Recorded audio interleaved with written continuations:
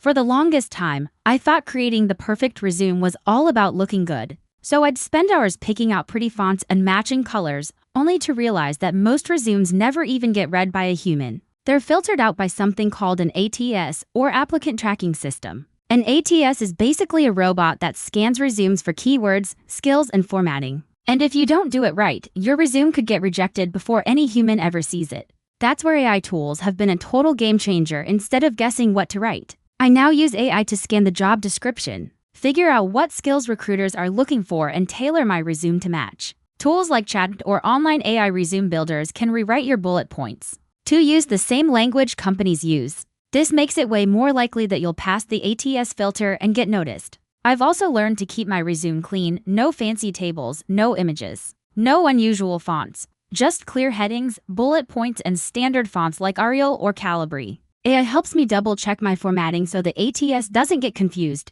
And I use AI grammar checkers to make sure there are no typos, because one mistake can ruin a first impression. So if you're tired of sending out resumes and not hearing anything back, try using AI to make an ATS-friendly version of your resume. It's like having a personal assistant that knows exactly how these bots think. Trust me, once your resume passes the ATS, you'll get more interview calls and your dream job won't seem so far away.